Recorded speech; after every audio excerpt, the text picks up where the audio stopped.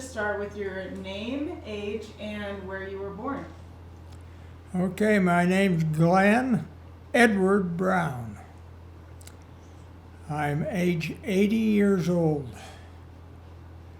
I was born in Colville, Utah, April 15th, 1943. I'm a war baby. Does your name have any significance? Are you named after anyone? Yes, two different individuals. I'm named after my uncle Glen, who was in the Navy. At the time I was born, they wasn't sure he was ever going to make it back. And then I'm named after my great-grandfather, Edward Richens, which was my mother's grandfather. What is your very first memory, your earliest memory? I have a memory as being a young boy growing up here in Hoytsville, living in our old home not far from here, which has since been torn down a number of years ago, and just playing in the yard and enjoying just a lot of youth things, you know, running around, hide and seek, chase the ball, whatever, ante-eye over. In them days, we didn't have any electronics, of course. We didn't have any televisions then either. And so we had to do a lot of entertaining of ourselves. We played marbles. Kids don't know what marbles are nowadays. We played hopscotch, and which is a game you play on the sidewalk with chalk. And we played jacks, where you had a rubber ball and throw it and had to pick up jacks. Growing up, the boys and girls just played together, and in many cases the girls were the most athletic of the group. So, Did you have any siblings? yes, I have two older brothers and two younger sisters. I'm in the middle. My mother wanted me to be a girl, of course. Third one, no girls yet. And so some of my early pictures, she has a kind of a curl on the top of my head that give her some comfort, I guess. Did you ever get in trouble as a kid? Well, sure, I got in trouble like most all kids. Once in a while, got sassy and had to have soap in my mouth. That was kind of a common thing. If you said words you shouldn't be saying, you got soap in your mouth, so you didn't want to repeat it again. You learned your lesson, huh?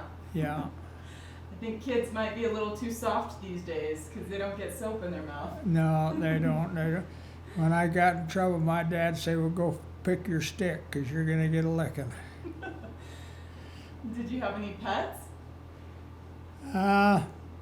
Yeah, I just don't remember a lot of the names of the pets, but dogs was common then, and maybe a cat, but I don't remember having any real ones that were mine necessarily. They were families. Did you have a favorite meal as a child? Uh, I've always liked chili. We used to eat a lot of beans in them days.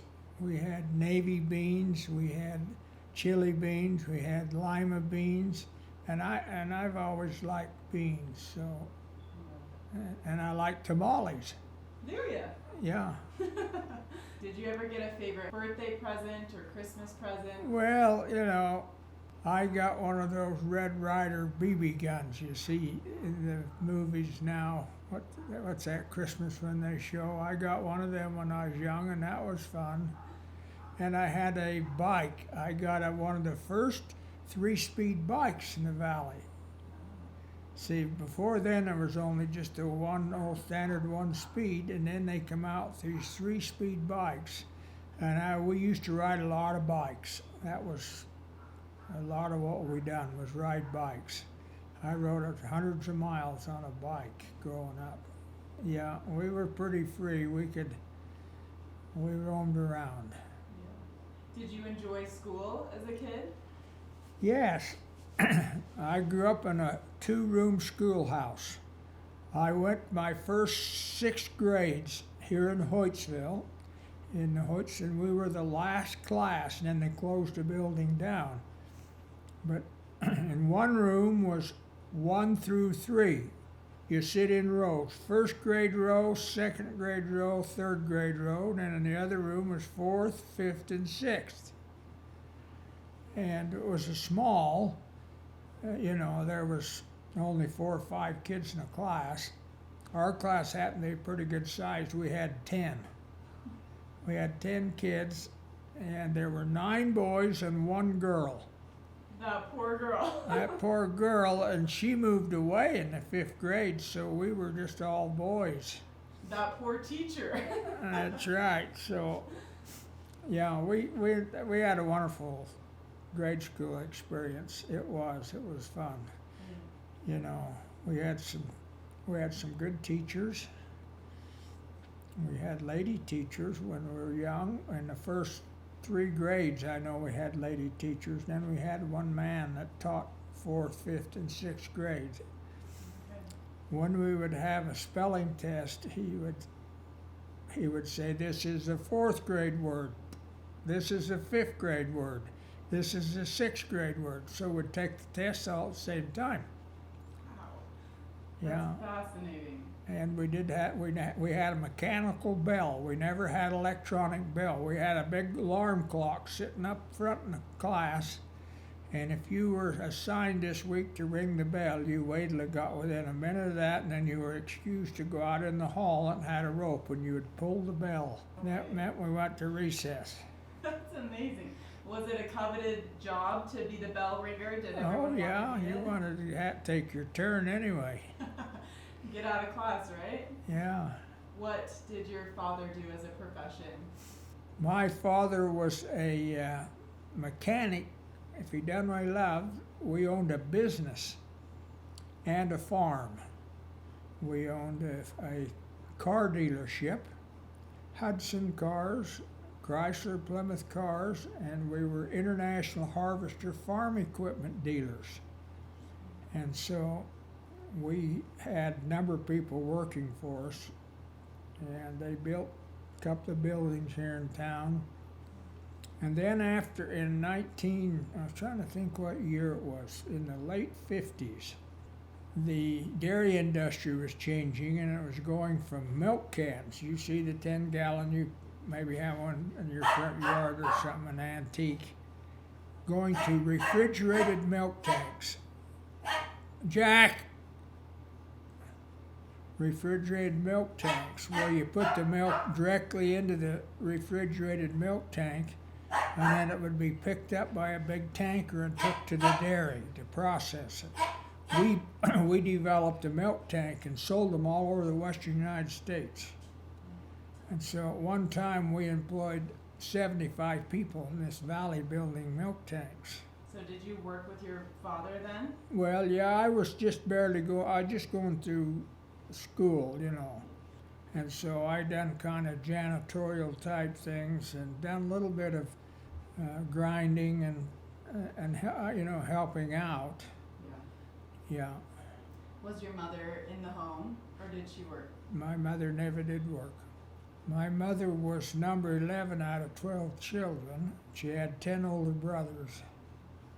3 died as infants, and then she had a sister. 11 and 12 were sisters. So. It's a big family. What was your father's personality like, or your relationship with him? Good. My father died when he was 58, so my father's been gone a long time. Yeah, he was a hard-working man. He grew up during the Depression, when things were very tight, and so my father was very conservative. Even though we had a good business and all of that, he was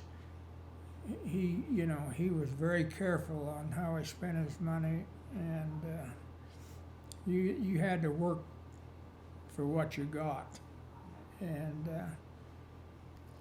he was a very smart man, and he had been a good runner. He was an athlete when he was growing up, And then he started enjoying food and got a little overweight. But I love my dad.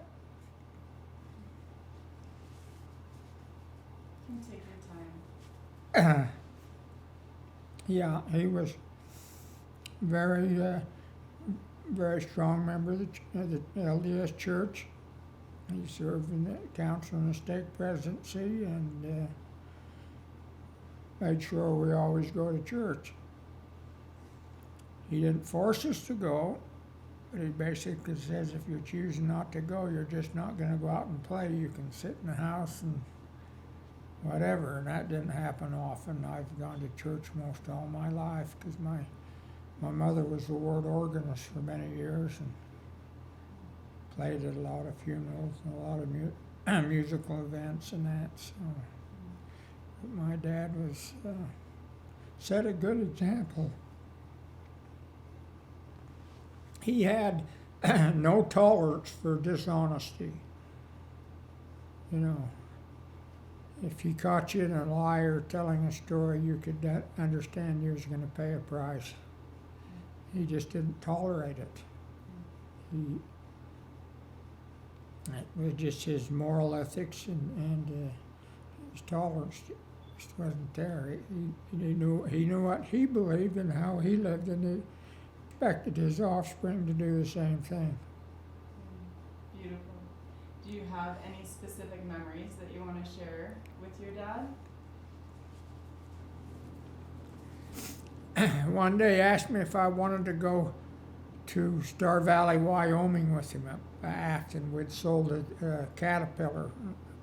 And the gentleman was having a little trouble getting it to start, and he says, if you'll go with me, I'll take you to Lava Hot Springs. And Lava's been a place I've gone all my life. I still like to go to Lava. And so we got up early, went up Echo Canyon, and got into Star Valley, and repaired the machine. He says, okay, he says, I think I know a shortcut to Lava.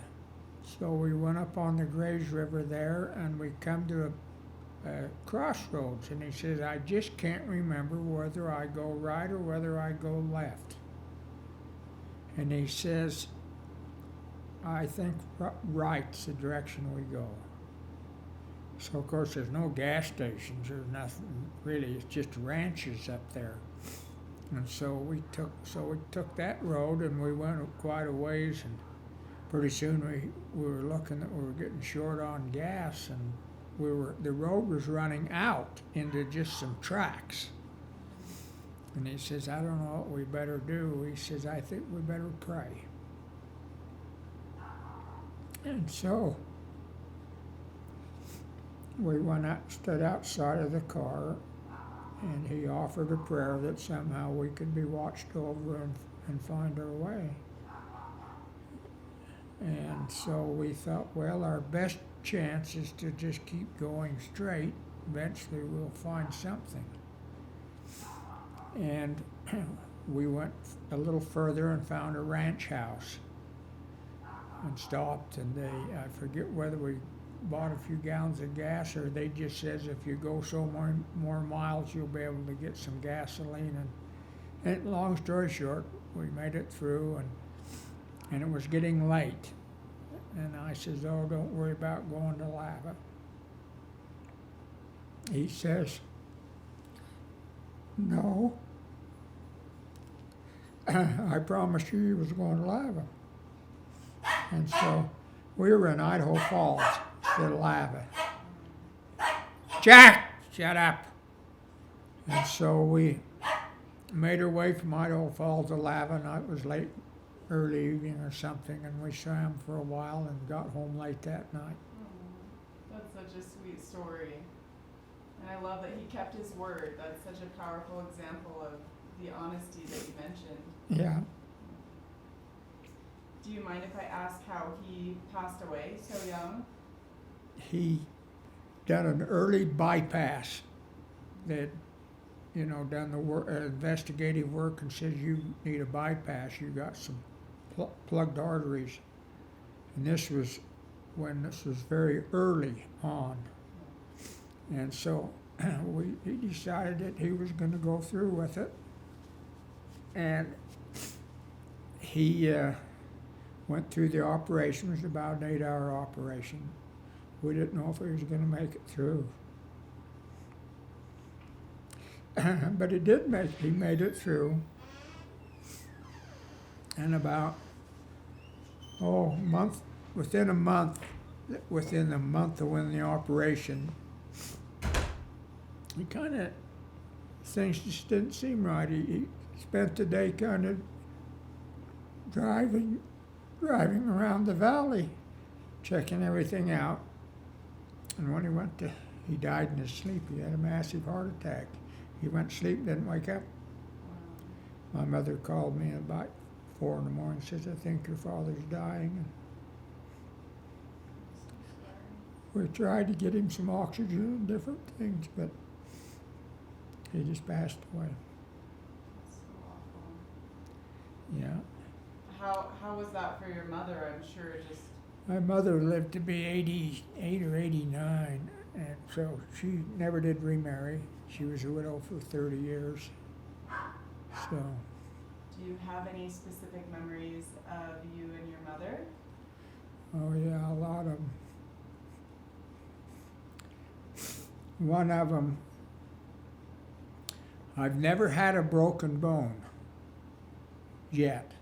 Never had any joint replacements, but I've had stitches. I've got scars. I'm a keloid, so I keep my scars.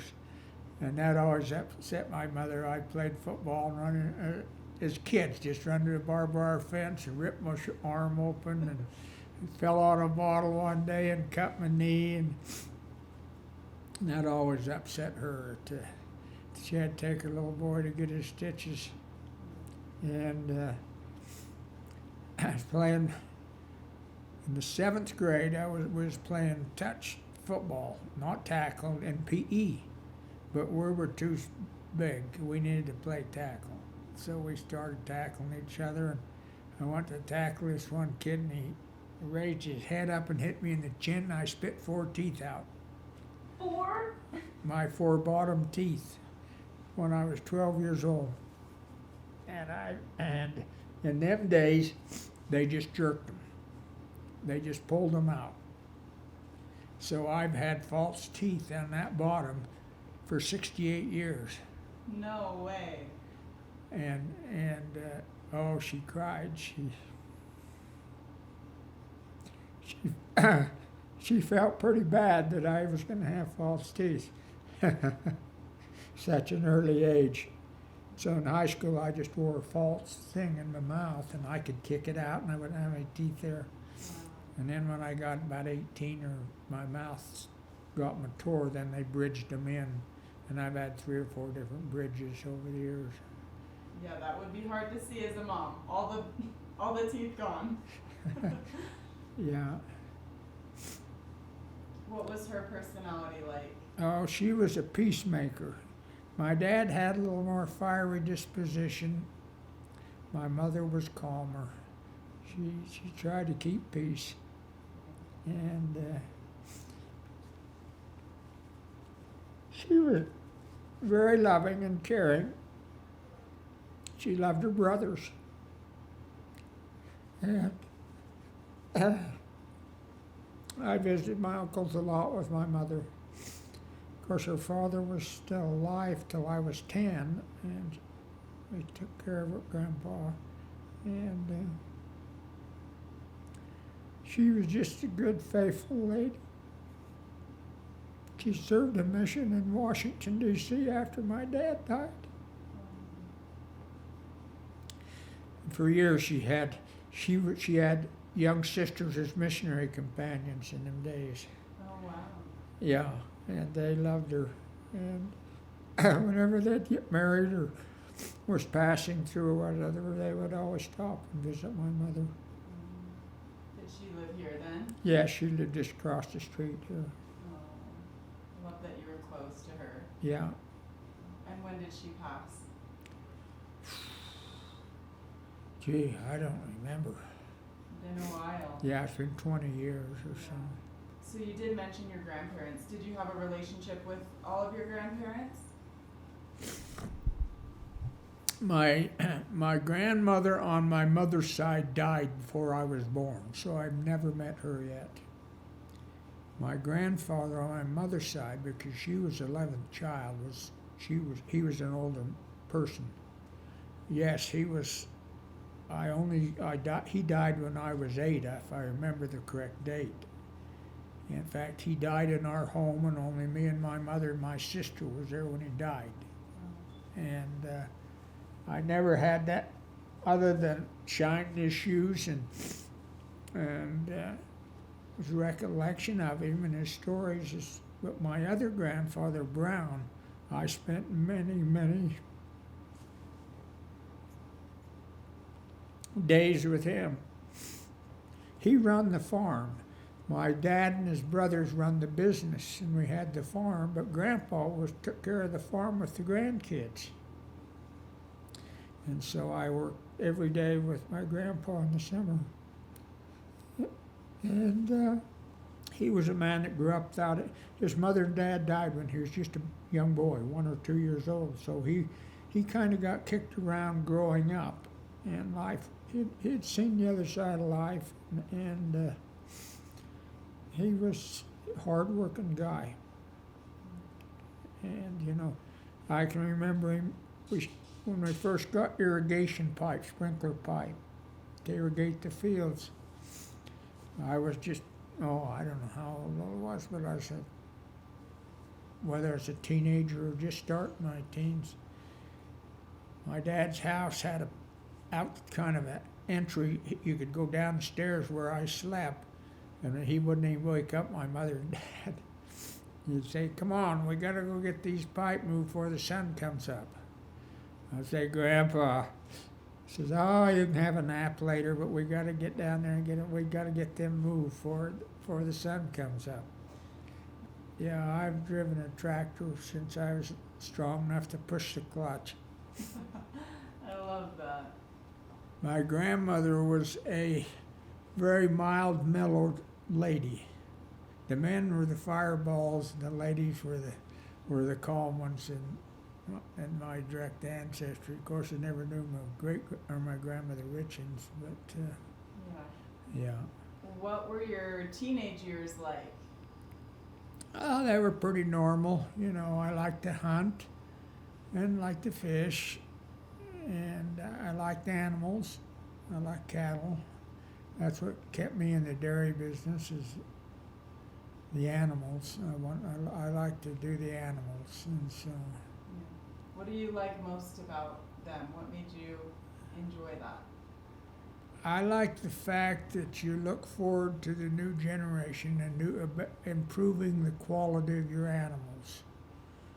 In other words, when I think of some of the cows I started out with and then the ones that we're finished here with, there's light years of difference in the quality of them, their conformation, how more correct they are as an animal, and their production capacity is increased dramatically.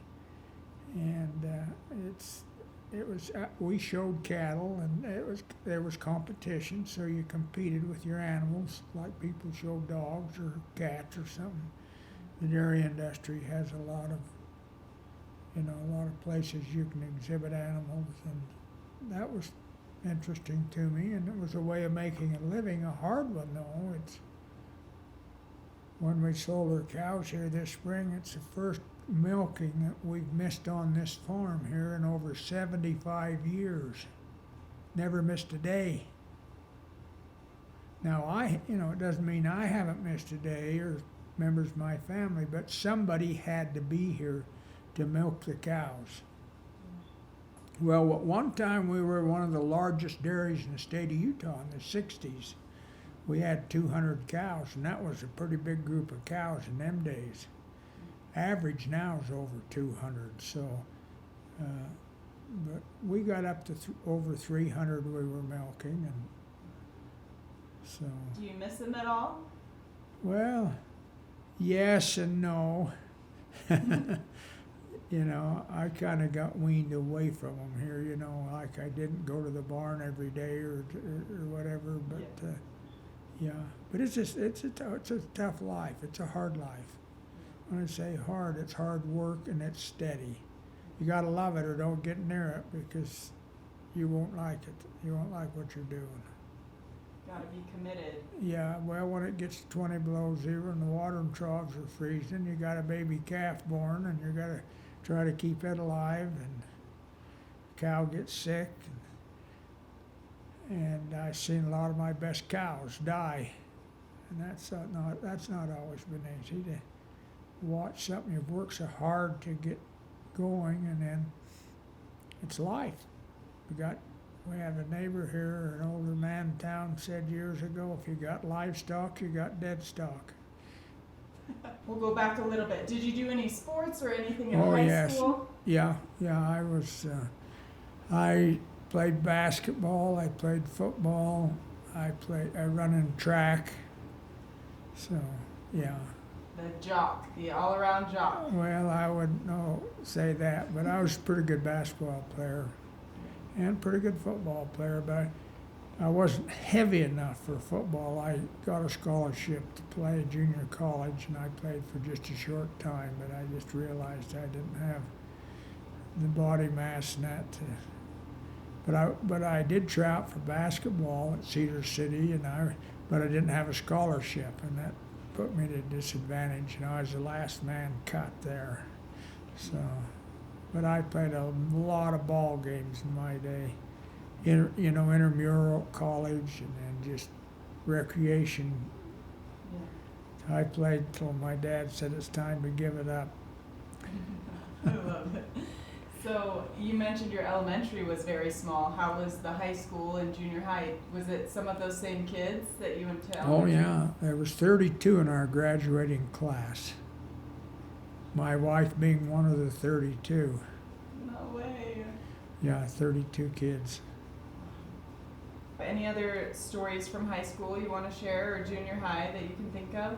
Well, I was, being in agriculture, I was in FFA, Future Farmers of America. I don't know if you know what that is. And I was the first state officer ever elected from our chapter here in Colville, at North Summit, in 1961, the year I graduated. I was the state FFA reporter. And we went to an election for that to happen, and I was fortunate enough to get elected to the state reporter. FFA is probably, if I think of a class that's done more for me in my high school years, FFA would be probably the leading class. It taught me parliamentary procedure. It helped me with public speaking. You know, we're on judging contests. I went to Waterloo, Iowa on a judging contest. We won the state of Utah, and we went to Waterloo, Iowa. I went to the state national convention, Kansas City when I was in high school. Missed a football game to go to it. Wow. So it was good for me. It done a lot for me to help build life skills and that to do. Yeah, it seems like you were born to be a farmer then, from childhood through high school. Yeah, that's about all. I've done it my whole life, some form or the other. Yeah. I won the BYU Invitational, the 800 when I was a junior, and I took 5th place in the state that year in the 800, and so I was a pretty good middle distance runner. And I was the region leading basketball scorer in our region for that year, and all-region football player, and so I done my part there. Sounds like a fun high school experience. Yes, it was. You knew everything about each other, and we still get together for our class reunions and have a good time. That's amazing. Yeah. Everyone's still kicking for the most part? No, we've lost a number. Yeah, I'm sure. Yeah. Since you're getting older, yeah. I'm getting older. That's right. After you graduated high school, did you go to college or serve a mission or get married? I got married rather early. I didn't end up serving a mission. I went to Cedar City on a football scholarship. Like I say, I played for a short time, and then I just decided I wanted to try basketball, and I was there only one quarter. It used to be quarters, not semesters. 3 quarters a year instead of 2 semesters. That's how the universities were set up. And then I went to Utah State a quarter, and then I went to Weber State a quarter. I went 3 different schools the same year. I went to them 3 schools, and then I dropped off to help start the bottling plant where we bottled our own milk. We'd done that for 45 years or 43, somewhere in that number. Years we bottled the milk. I was here when we bottled the first bottle of milk, and I was here when we bottled the last one. And so then I went back to school, and I went to Utah State, and then I actually went one more quarter to Weber because I lived home so I could drive to Weber. But then I finished at Utah State in 1966.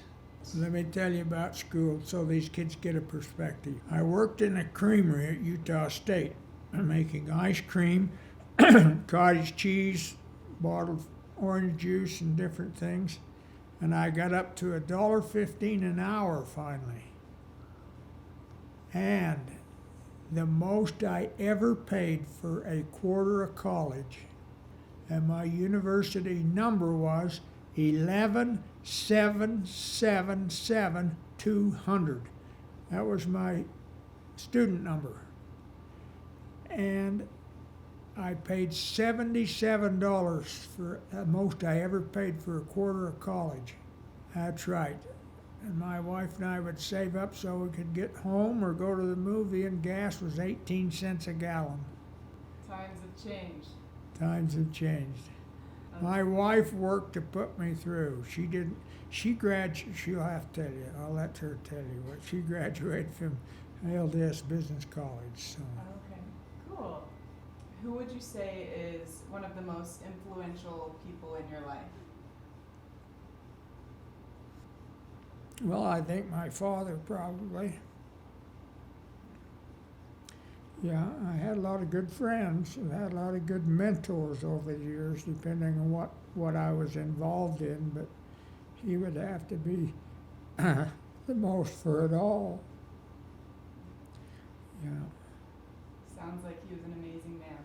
Yeah, he was a good man. What do you miss most about him?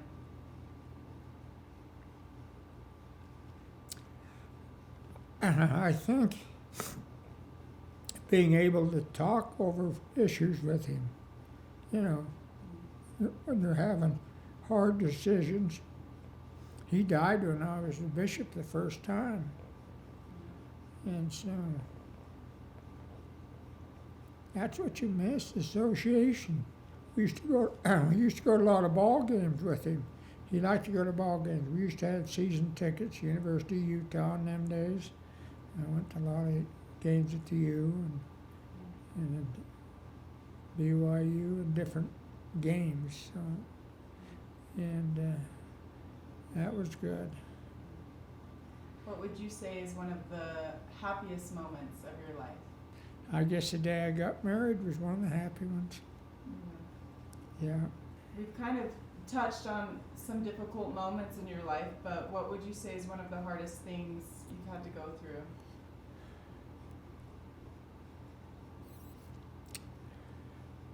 Well, it's hard to say a particular moment.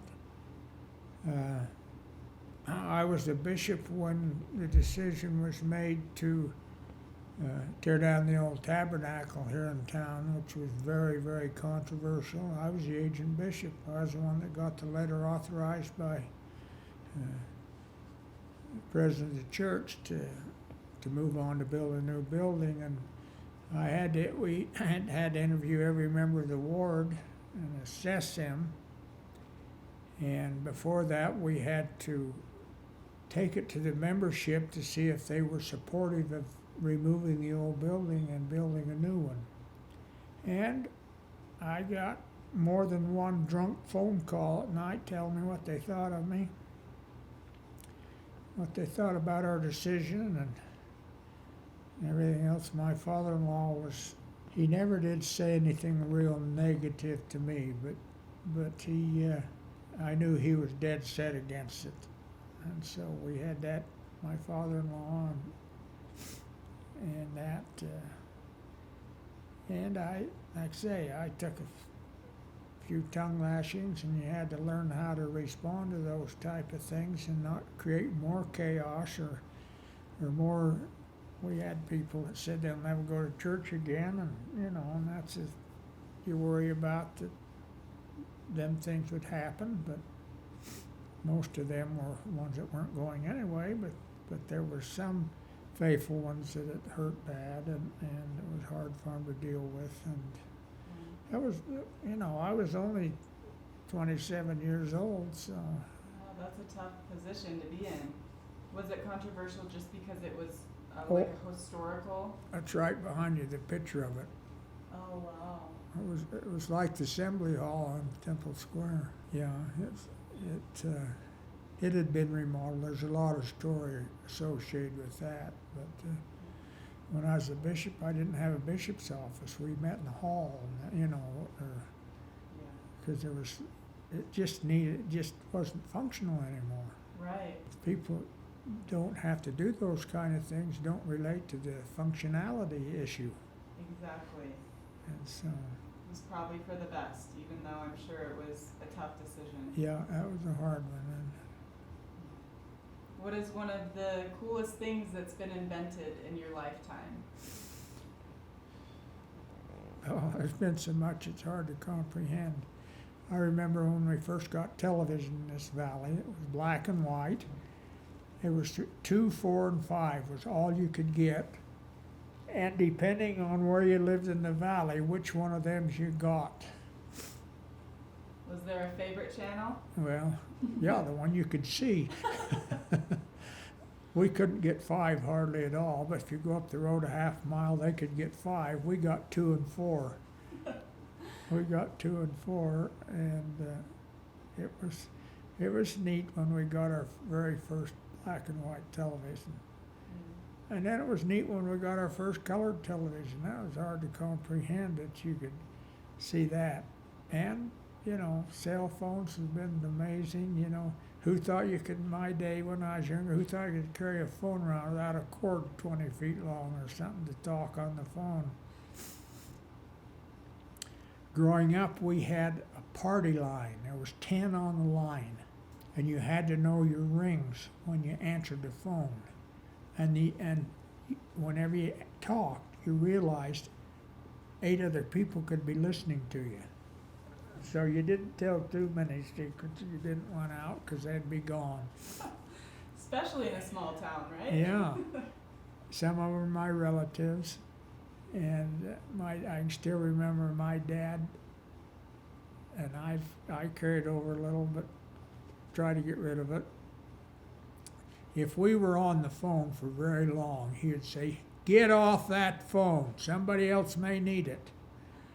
See, in other words, it wasn't a chatterbox. It's if you need to find out something or tell somebody something, do it and shut up.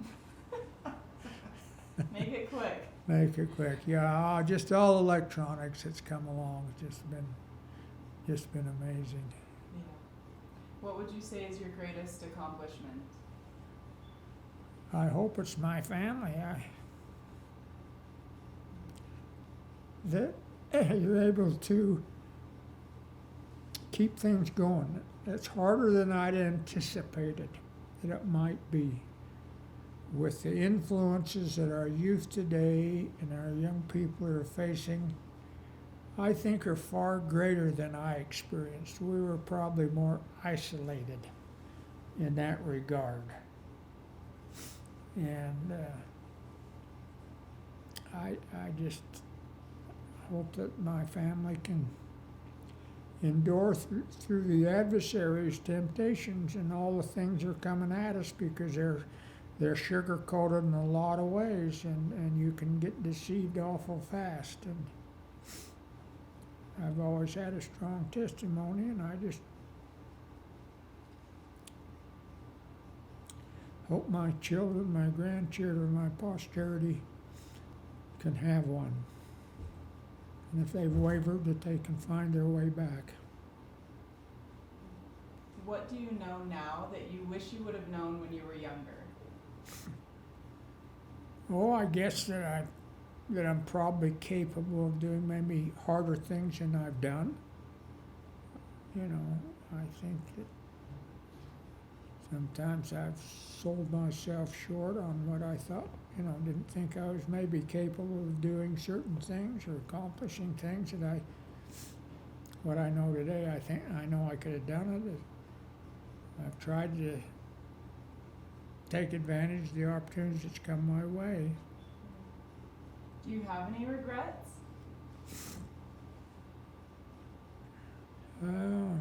Not that I know of, unless I guess the only regret maybe I have is that I maybe haven't spent as much time with my family growing when they were younger as I maybe should have done. When you work on a farm, you're around them all day, and so my dad, we were never heavy vacationers. We worked. We had the water to turn or hay to put up, and we got away to lava. We went on a few trips, but it wasn't something we'd done a lot of. And I think I probably followed that pattern maybe more than I should have done, and maybe it's hard for me to just do nothing for 2 or 3 days. How do you keep yourself busy these days? As you get older, you're slower, so it don't take as much to keep you busy.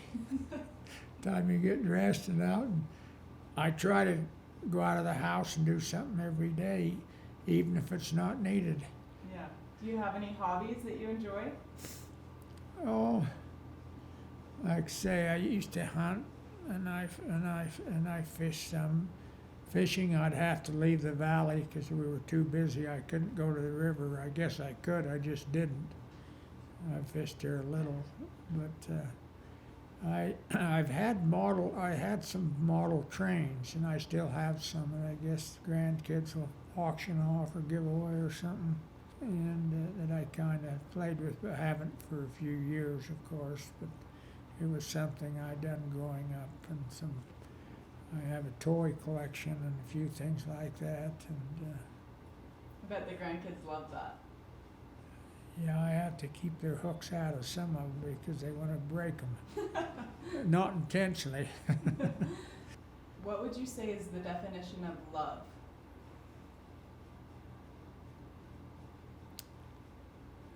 I think it's unconditional. You have to be willing to accept your mate's shortcomings as you expect them to accept your shortcomings and your weaknesses that you have, and realize that none of us are perfect. And patience. I think there's no question we have to exercise patience and be forgiving. If you can't forgive one another, you'll never make it. So I think you just try to accept each other for who we are and help grow together and overcome our shortcomings and love one another as we're doing it. Beautiful. If you could give any advice to future generations or your posterity, what would it be? I would pass on what my dad told me. He would say, follow the prophet, he'll never lead you astray. And I believe that stronger at this moment in my life than probably any moment in my life, the older I grow. Because it is so essential. the attacks that cometh to brethren in the church are as real today as they were in its beginning. And it's so easy to buy in. You'd think the internet was the last word in the truth, and it's probably the furthest from it. Because they're being suckered into stuff. They're paying attention to things that have no bearing on their eternal progression. I just want them to, if they don't have their testimony where it needs to be, they need to humble themselves and put themselves in order so that it can get where it needs to get. I don't care what position in life they hold, how much money they make, that's incidental to me. I want them to get along in life and love one another and rejoice in each other's successes, the talents, because they each have different abilities and talents. And they should rejoice in the abilities and the talents of their siblings and their offspring. Well, I think that's a good place to end. Do you have any other stories or anything else you'd like to share? Well, I've had a whole life in politics for a lot of years. Okay. Yeah. And my wife and I we've traveled a lot and been to a lot of interesting things and done a lot of met some wonderful people. I've got a lot of great friends and many that don't live in this state even, that have, in the course of our associations. I've been the national president of the Holstein Association. So I've been to Vermont a lot of times because the headquarters is in Brattleboro, Vermont. Traveled into Canada on that assignment. I've got a lot of good friends associated with the cattle business. And of course I've held several different church responsibilities. Been the bishop twice, the stake president once. My wife and I have been on a mission to Hawaii. We've served in the addiction recovery program for 5.5 years. Been out of county jails. We've done we've got some real interesting stories there. Maybe you can ask her about some of them. Yeah, I've served as the Speaker of the House. My brother was Speaker behind me, not right behind me, but as far as we know, we're the only two brothers that's ever been Speaker of the House and any state legislator. My mother says she was worried when I got in politics, that it would ruin me. And but somebody says you're out of politics. Says, yeah, I'm out trying to straighten my life out. So yeah, we've traveled a lot in them responsibilities. And I was chairman of the State Transportation Commission for over 10 years. I was the chairman when we rebuilt the interstate for the Olympics. No way. Yeah, I was a chairman then. You've done a lot in your lifetime. Yeah, I've been on a lot of water boards and different things. Of all the places you've traveled to, do you have a favorite? Well, we went on I've had a little bit of a bucket list and 2 summers ago we went to England. Me and my wife and our 4 siblings and their companions. We went to a lot of the places that our ancestors joined the church before they come to America, come to Utah. They were pretty special to see where they lived, the circumstances they were under when they left to come here. And that was pretty special. My wife and I have been to Israel, and that was a great trip. I relate real well to that war's going on, and we've been in Jerusalem, we've been up on the Jordan border. I've seen quite a bit. That's amazing. Anything else? No, I think that's probably it. They're tired of hearing from me, so. You're going to sit down or you're going to leave?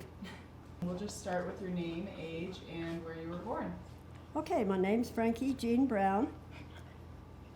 Where I was born, Summit County Hospital in Colville, and my age is 80. Does your name have any significance? Were you named after anyone? Yes.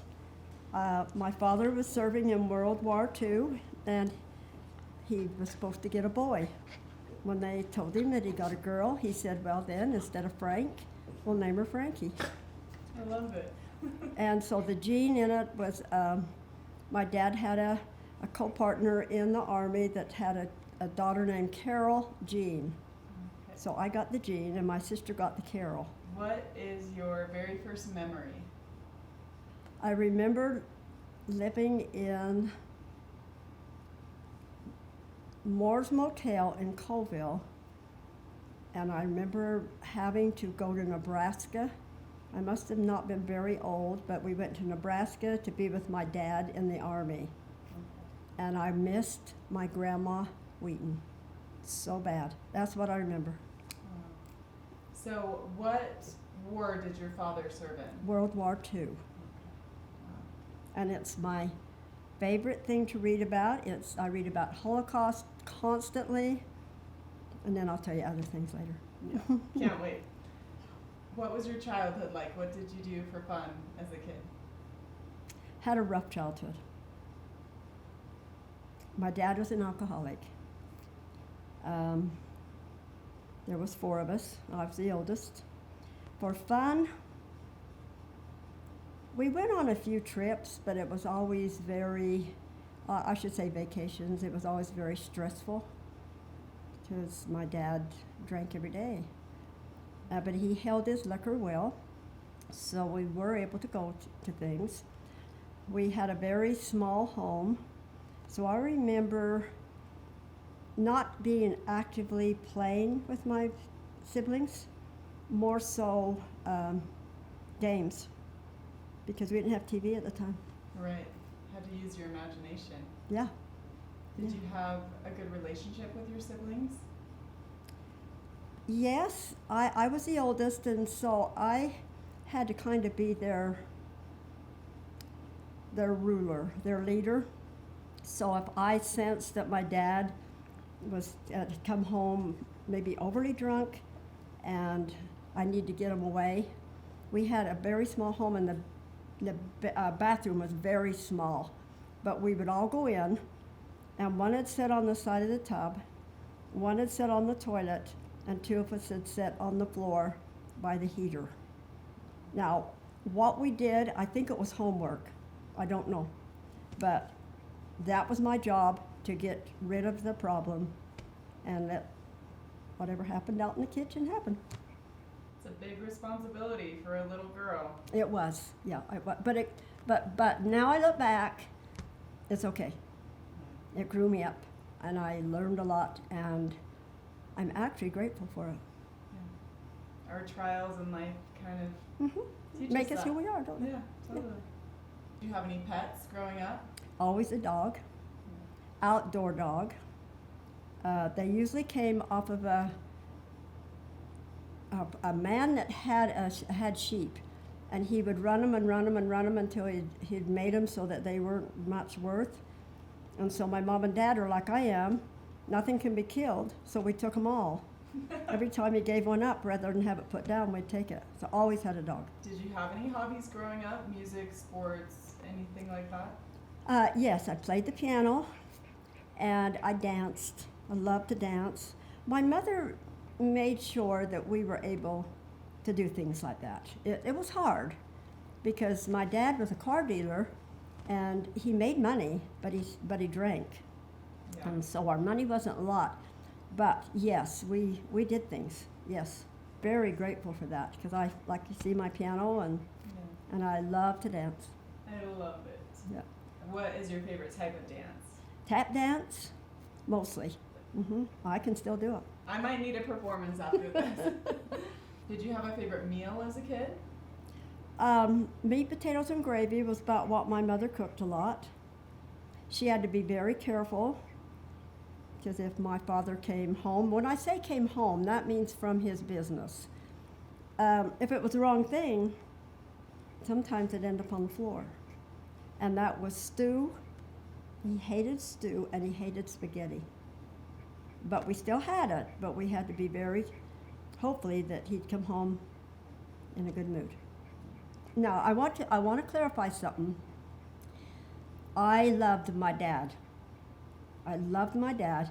He never, ever hurt me. With all these tantrums and all these drunken things he did, I never remember him ever laying a hand on me, ever. He'd call me his dimpled darling. That's sweet. In fact, the movie Saving Mr. Banks is my movie. I was the little girl when my dad would say, Frankie Jean, go get my whiskey. It's under the kitchen sink. And I'd do it. And when I saw the movie, it was a bad, bad experience for me. Yeah, But I love it. I love my father. they can both exist, right? Yes, oh yes, yes. Do you remember getting a favorite birthday or Christmas present? Christmas was big at our house, and it shouldn't have been, but Christmas was big at our house, but it didn't last long because in the afternoon, Daddy would have his friends over, so we would watch the clock and be up by at least 3, and I always got a doll, and I still do get a doll. I love it. And my mother would take me to the store usually and let me pick my own doll out. If not, it would be a surprise, but that was the big thing, yeah. Did you enjoy school growing up? Oh, yeah. Okay. The reason I enjoyed school, I didn't know it at the time, was that I was living 2 lives. At home, I was a person, and when I left, I was a new person. Had lots of friends. I wasn't an A student, but I knew what I liked, and I loved to read, and yeah, I had fun. You bet I did. I loved school. Did you have a favorite book that you read growing up? Oh, I don't remember what they were, but they were series. Yeah. I don't even remember. To this day, I have favorite books. Yeah. You mentioned your dad a little bit. What was your mother like and your relationship with her? I loved my mother. She worked hard to Take your time. keep the family together. I wish she'd have been tougher with him, but she came from a troubled home. And I'll tell you about that probably later, some of your questions, but yeah, she was a clean person. Our home was done well. She didn't teach me to do things, and that's what I craved. And then the minute I got my chance, I had an aunt that I said, okay, and then Glen's mother when I married. I said, okay, I want to cook, I want to sew, I want to do all these things. My mother couldn't teach me, so come on, it's your job. But no, my mother was a real saint, a real saint. I don't know if you want to get into this yet, but I was going to ask if you had a relationship with your grandparents. My mother's side, oh yes, but only my grandma. My grandpa took his life 2 years before I was born in 1941. I was born in 43. I never knew anything about him, and that brings up another subject I'd like to touch on later. But my grandma never mentioned my grandpa, and my mother didn't either mention her father. So I had her, but on my dad's side, my grandma compared me to her daughter's children. And she would make these big raisin cookies. And I remember going in and I'd say, oh, Grandma Emily, teach me to make those cookies. Oh, you can't cook, you're like your mother. But Joan and Sharon can. And I remember that so clear. Of course. Yeah. So I don't know what I'm going to say to her on the other side. I can make cookies now. Better than yours. Yeah. What were your teenage years and high school years like? Good. I like to have fun. and I had a lot of friends. I had good friends. I had good LDS friends, and I give them every bit of the credit for helping me live the life that I knew I wanted to live. I knew early on I never wanted to ever have an addiction. And I wasn't sure how I was going to accomplish that, but I knew I didn't want it. And the Lord has just put things in my way, right and left, to help me through that. And I see his hand in my life every day. My parents were not active in the church, neither one of them. But I was, because of friends and their parents. I got to give them credit. And that's why I just believe in serving and helping others that are not as fortunate as you are. And my patriarchal blessing states that, the last line. That's beautiful. It's amazing. Any wars or historical events that you can Yes, remember? my Uncle Doc, Uncle Jack, who was my mother's brother, served in World War II and was killed. And I was born in July, and we have all of his letters, and he sent my mother a letter, and he said, I'm not going to be able to be home for your new baby's birth. Whatever it is, I have $1 that I want you to go buy her gift. I'm sure you can buy a good one. And he died in November. He never ever saw me. I was born in July. And believe it or not, my mother saved that $1, that card, and that envelope, and I have it in my safe in the basement. She never spent the $1. And I have his handwriting. I have his letter. Can you believe that? Wow. And oh, I love him. That's why this boy's name is Jack. Oh, that's so sweet. I was told to name my dog after someone that I loved that I hadn't seen. Jack. And he's just been our hero. Because my poor little grandma, my grandpa hung himself in 41, and Doc was killed in 43. You can imagine how hard that had to be. And I was very close to my grandma. So you had to watch that pain that she had to go I didn't know what was happening at the time, but she'd tell me little stories, and of course I was their oldest grandchild, and I got to do everything. I got to mix the yellow pill and the margarine in the shortening to make it look like butter. I got to take the first bath in the tub when she heated up the water because I was the youngest, and so the oldest had to get the dirty water. And I just remember all those fun things she told me. Yeah. Good memories. After high school, did you go to college? Mm-hmm. I went to LDS Business College. In fact, I knew Patricia Holland. We went together. No way. Mm-hmm. And I loved it. I went for a year, and then I went on and worked for MST&T, Mountain States Telephone, in Salt Lake, and that was it. Who would you say is the most influential person in your life?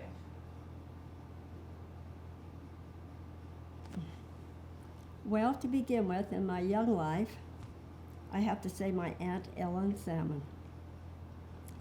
She was a teacher in primary, and it was really my first experience or opportunity to go to church.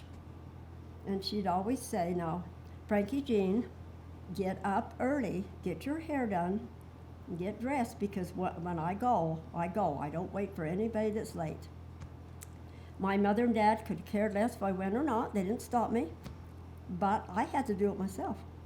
Now, I don't know what I look like, but I bet it was fearful some days. I don't remember. I just remember going, and I'd come home and I'd just tell my mom and dad, I love it. I love primary. And I didn't listen. I remember I'd always think, I was given a challenge of maybe serving someone that week or something, and I just need help. But my Aunt Ellen would help me, and I played with her daughter, Clydine. We were 1 year apart. We played dolls, and she had a little teeny house, and she always cooked on a cook stove. She taught me to can on that cook stove. She taught me to cook. I made bread. I made chocolate cakes. I learned to sew. And I mean, I could call her when I got older and say, Ellen, I'm at this point, help me. And she'd say, okay, you got to put on the facing next. She'd talk me through it. And I mean, I loved her. She was influential in my life. I'm so glad you had that role model and Mm-hmm. that person to watch out for you. Yeah, and they had a great marriage. That was the other thing I remember watching. Mine was so troubled, and they would kiss before he went to work, and I think, mine don't. Like you said, you learn what you don't want, right? Oh, yeah. I knew what I didn't want. Yeah. I still do. Yeah. What would you say was one of the happiest moments of your life?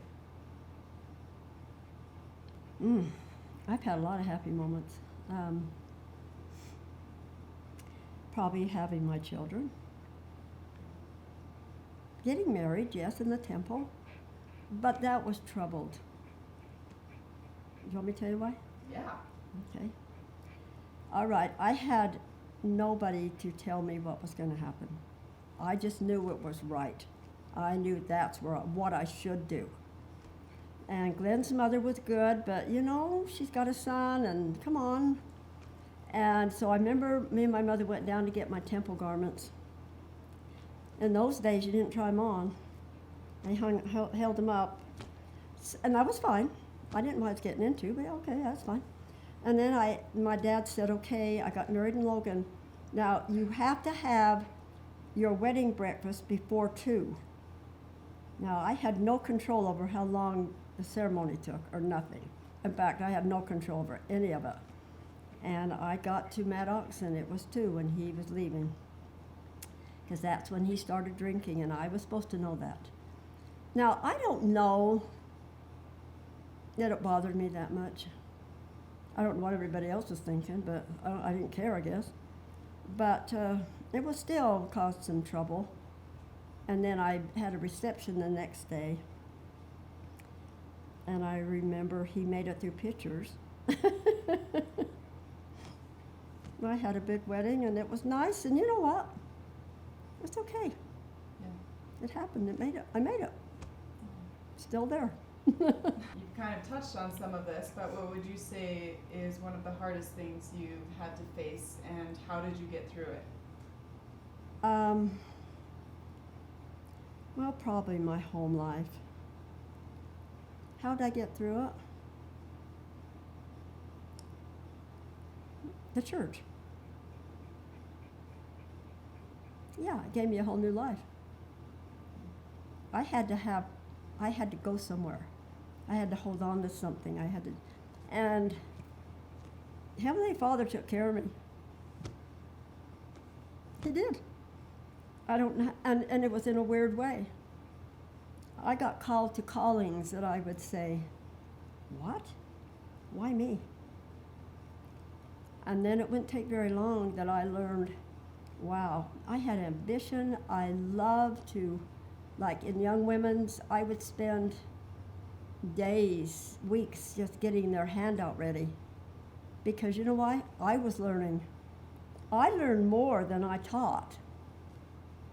And probably another happy time is when I was asked to substitute teach seminary, because I had the opportunity to help people see where they were going in their life if they were troubled.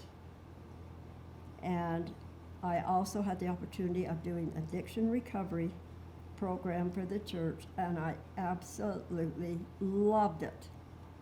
The jail, I couldn't get there fast enough. The only thing I couldn't do was hug the men. And I wanted to hug every one of them, because they all were so troubled and come from troubled homes, just like I had. And you saw where that And leads and to. that's how I taught.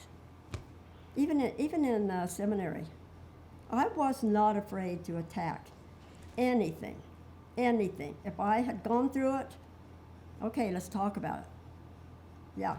That's so refreshing. I'm sure a lot of students Yeah. appreciated that Oh, they did. and felt safe to Oh, talk. they you know, did. Oh, open up. yes. I even had one stop me in Home Depot, and he's my friend today. And he said, "Remember that lesson you taught about no empty chairs?" I said, "Yes, I do." And he cried all the way through it. He said, "Would you go home and find it and bring it back?" And I said, "Yes, I know right where it's at," and I did. I took it back to him. And he spent some time in jail since, and he texts me all the time to this day. And that was just because I'd had the opportunity to go through it. It was an opportunity now. It was. What do you know now that you wish you would have known when you were younger?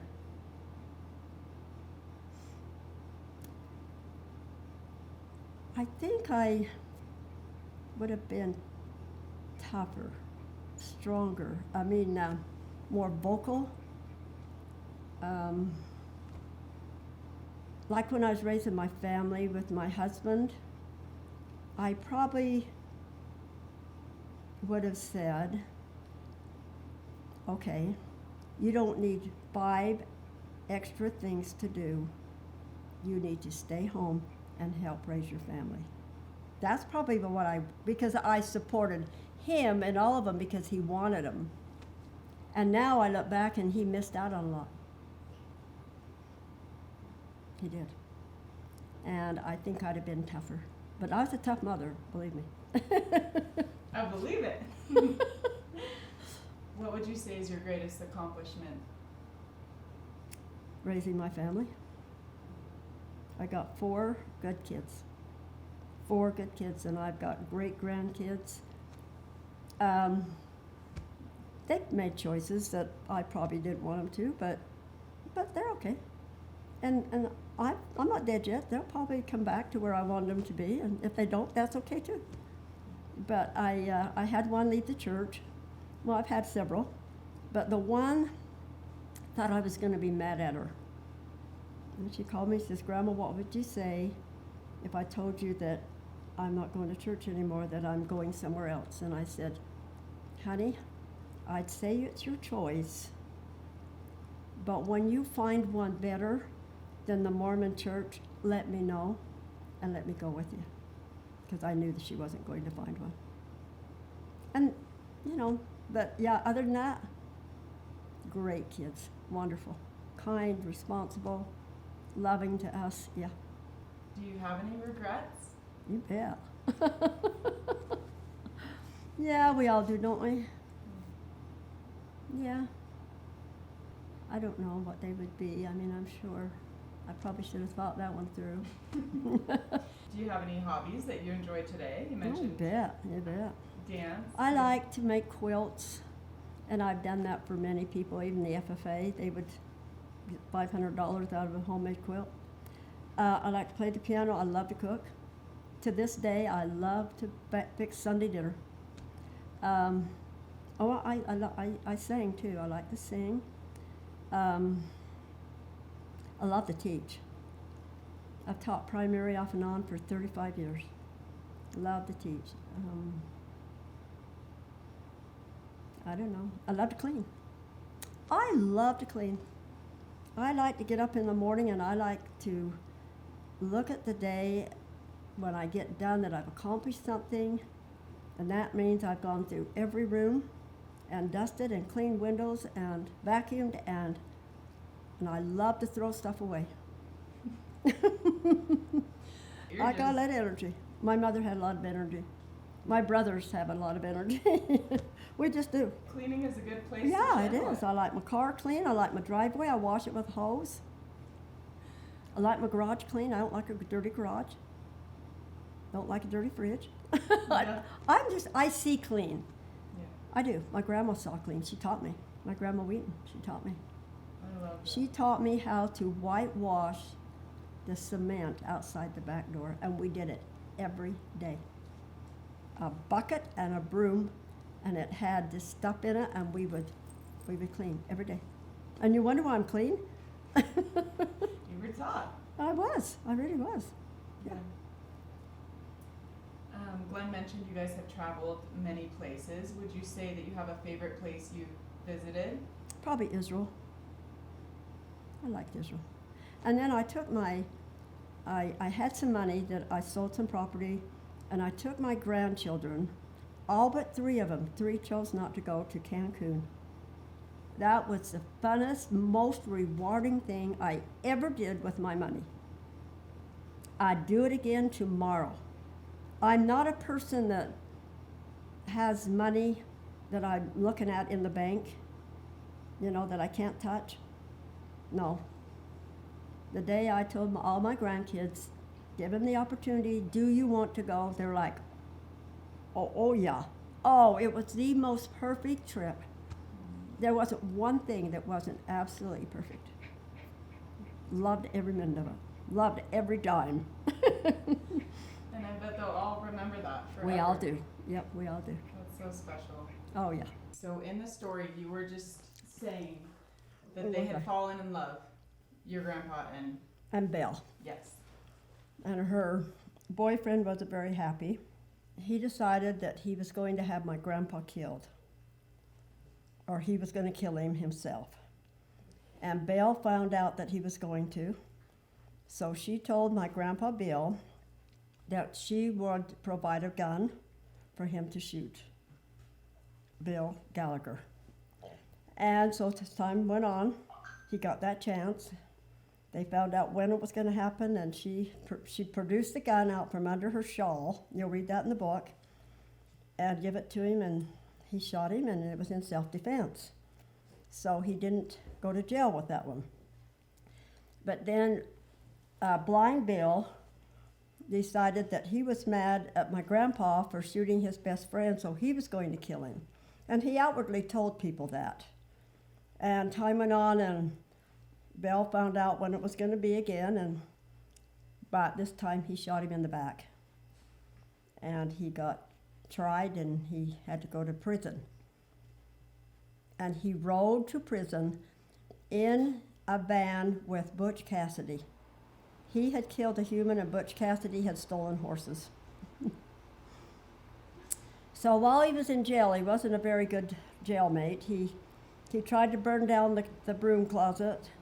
And at one point, they were so mad at him that the lady out there told me that they put his hands on the ceiling and his feet on the floor and anchored him and fed him bread and water for 2 weeks to try and teach him a lesson. Then he decided that he wanted to get out and marry Belle. So he decided that his behavior wasn't going to get him out, so he had to do some good things. So he did. And he was a good Indian. He got out after 5 years and went to find her, and she was dead. He went back to Ireland, and she had either been poisoned or shot. There's 2 accounts saying both. So then he went back to prison and spent the next 5 years and served his time, and then he came back to Colville, and that's where he met my grandmother. She was their maid in their home, and that's when they got married. And as far as we know, my grandmother knew nothing of his background.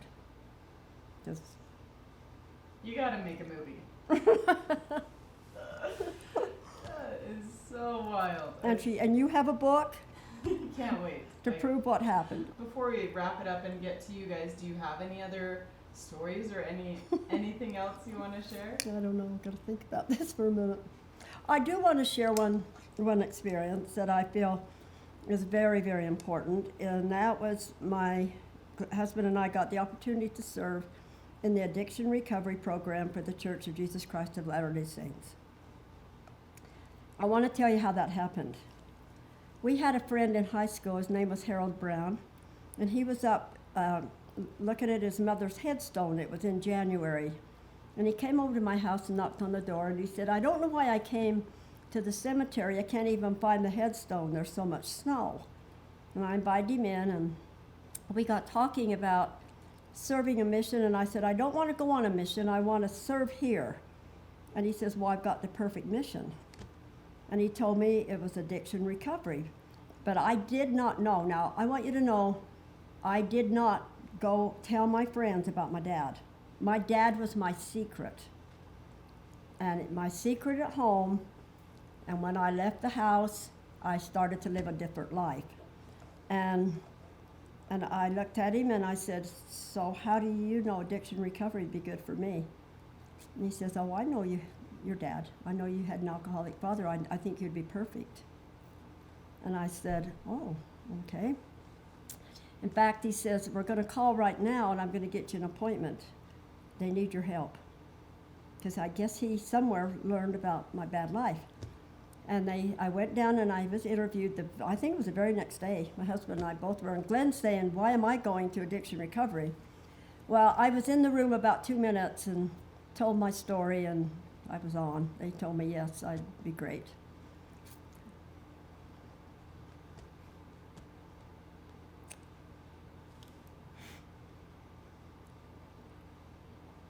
I loved it. I loved it so much. I hope everyone that has the opportunity to help people like that will do it. Now, I know I had a background. Mine was a little bit different. But I know that I also needed to heal myself at that time. I had not ever honestly accepted the fact of what I'd been through. I had hid it, and I'd moved on.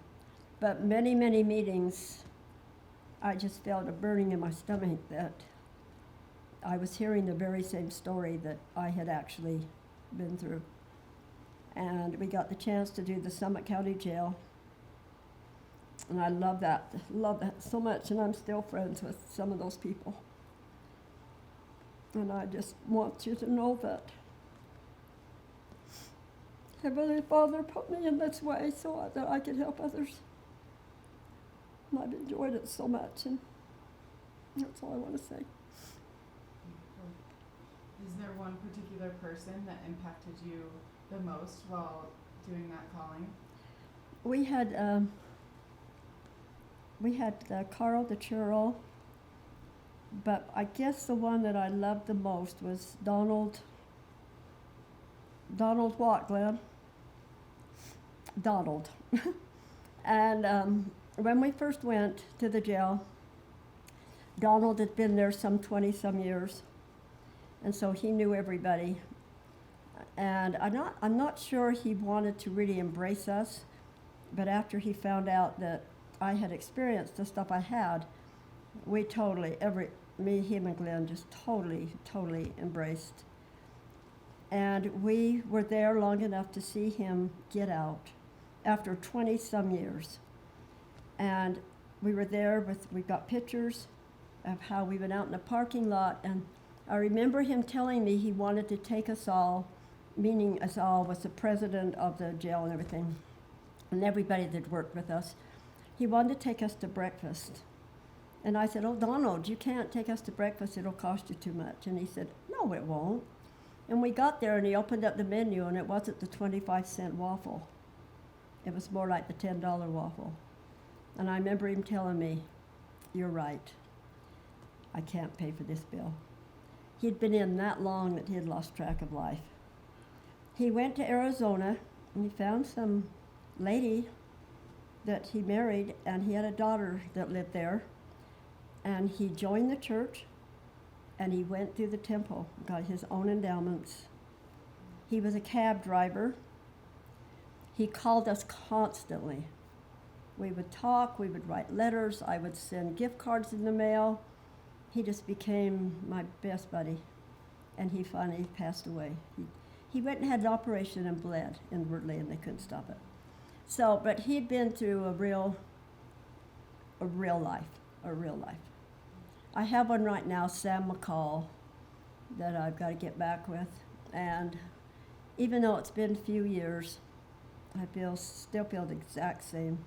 The one, Carl DeChero, went to Hennifer, and he is now working in heating and air conditioning, and telling his story to help young kids not get in the same mess. He married. I think he's doing awesome. And that's so neat that you get to see them like full circle, you know? Oh yeah, oh yeah. That's incredible. We saw many. I served candy and thoughts every week. They got a thought. I hunted that computer, and then I'd give a thought, a story that would go along with it. It was a full-time job. And we went twice a week, once Salt Lake and the jail. But everybody went home with a thought. And the men in the jail, we got permission for them to hang their thought on their board as long as there was only one. Then they'd take it down and they'd get another one the next week. So we've got great memories. A lot of hard work. Worth every bit of it. Okay. When I was telling about my grandpa's thing, I did say that we had written that book, didn't I? I found out doing this that it was just the littlest of things we were hunting. Like the littlest something, why didn't they say that to give us a direction where to go? And I wanted to make sure that 100 years from now, they know there's a book out there. Yes, gotta mention that. Okay. So I want to know how you two met. And it just at school. How old were you at the time? I guess we were I went to the junior prom. sophomores, I think. Okay, I'm going to tell the story. Okay. I'll tell some of it. Okay. I don't know if I dare tell this part of it though. I was dating a boy that my mother told me drank alcohol. And I said, no, he doesn't, and I found out he did. And so we were kind of dating a little bit, but so it was junior prom, and I made up my mind that I wasn't going with him. I hope somebody else asked me, and I'd been dating Glen a little bit, and he asked me to go to prom. You remember that? Yeah, parts of it. You didn't know the other part. So was that your official first date? No, Okay, you had to. but a real date. Yeah. Yeah. Okay. Okay. What drew you to Glen? What made you fall in love with him? He was a basketball star, and I was a head cheerleader. Perfect match. Very good looking, tall, darling hair. He had the size that whipped back, and the top that just right in style. Him and all of his friends, they're all good friends. They were all my good friends too. And we used to have young men's and young women's on Tuesday night, and this would be in Colville, and all the boys from Hoytsville would come down, and of course we'd meet up after, young men, young women, and he was one of them. So I always made sure that I was available, and you don't know that either, probably. Okay, Well, go ahead, Glen. What made you fall in love with Frankie? What drew you to her? Oh, she was always a very vibrant, had a lot of energy, and she was a good-looking young lady, and she's a smart young gal, and was fun to be around, and just seemed to fit. So how long after high school then was it until you got married? A year and 3 months. I went to school, and he probably has already said, at Cedar City and everywhere. So I had 2 other boys that, in fact, his brother lived by a kid until just about a year ago that I dated in Salt Lake, and I never ever said goodbye to him. And he said to him one day, he's his neighbor, and he said, I used to date a girl from Colville. Her name was Frankie Jean Moore. And Gary says, yeah, she married my brother. No way. And I had never said goodbye, nothing.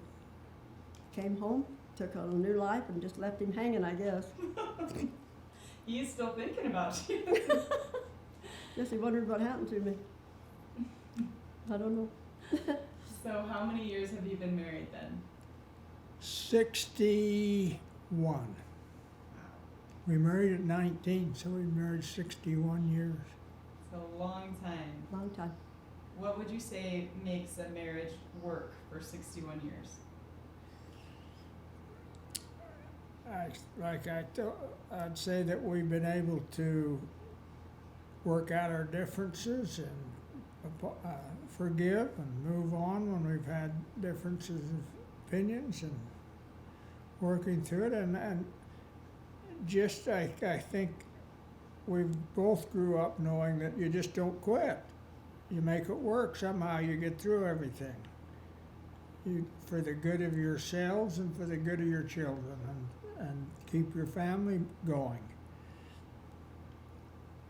And I think supporting each other. You know, not go your separate ways.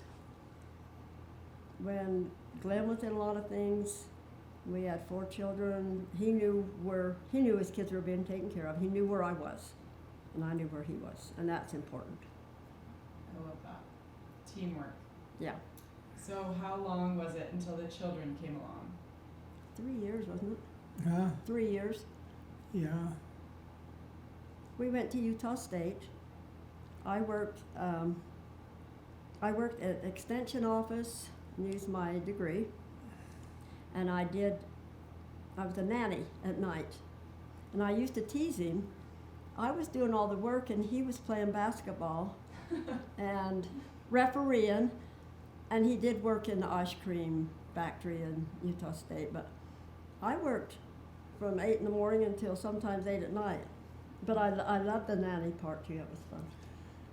We only stayed at college a handful of weekends in all 4 years. We always come home because I had things to do at home. My dad was waiting for me to get home to help him.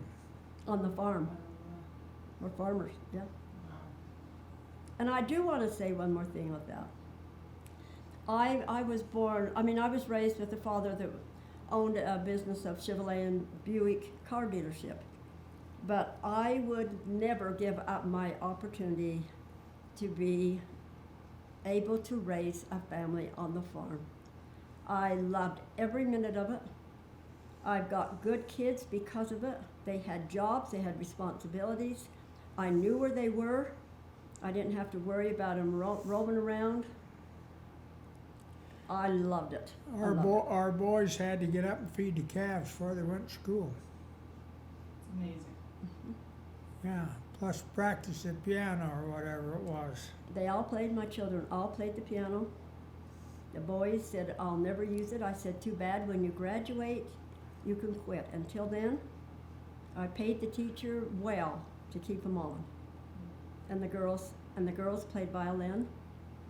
And we had a Dalmatian dog that would sit under my kitchen window and they'd play the violin and he'd howl. Hurt his ears. Hurt his ears. Pepper Duke, yeah. Well, it sounds like you raised your kids right. It makes me want to raise my kids that way. I was a tough mother. I said 5 minutes of practice in the violin is better than none, so get on it. Yeah. Same with the piano. Just go practice it and shut up. While we're arguing, you could have it done. Yep. Mm-hmm. I want to be blamed for being tough, not easy. I like it. I like it. Yeah, that blame's a lot better to handle. For Then sure. why didn't you make me? Exactly. Yeah, and them kids that have to do chores when they got home from school too. Mm-hmm. I mean, we'd have to feed calves whether it was below 0 or not. You gotta go, they gotta be fed. They didn't complain.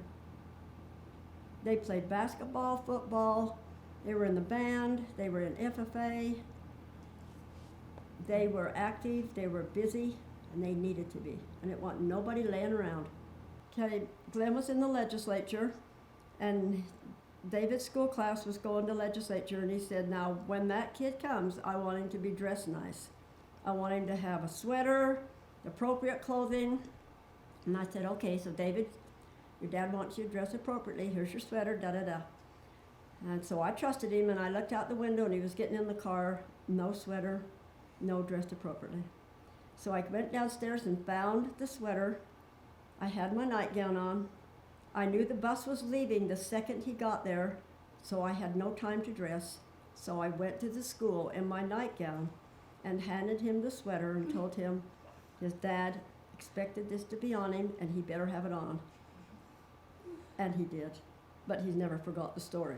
Did you have anything to add, Glenn? No, I just watch and make sure he looked decent. I didn't need to own the one that was the oddball. I love it. What parenting advice would you give young parents? Be loving and tough, if that's possible. You're their parent, not their friend. Yeah. You can, that doesn't mean you don't have a friendship with your children, but you've got a parental responsibility that's a different standard and a different responsibility than just saying, oh, I wouldn't do that to my friend. No, you've got to be firm. They'll love you for your firmness. We've tried to have family prayer every day, and that's sometimes a challenge, everybody going early and what have you, but we've tried to instill that in our children that praying is important. It's essential to having the Lord's help during the day. And we're, for the most part, early to bed, early to rise type people. I was told years ago by a wise man, the best way to get the kids home at night is to get them up in the morning. Then they'll be begging for the bed. So we try to stay on the same team so they don't work us against each other, and that'll come to you someday. That Mom said this and Dad says no, or Mom said no and I say yes, and you try to see those things where they don't play you. I've encouraged my kids to have church callings and do them 110% because they'll grow from it more than who they're working with. And they do. We've got a Relief Society president right now back in Dallas, so he's happy for her. Yeah. Michael's bishop. And so, anything else? I think that's it.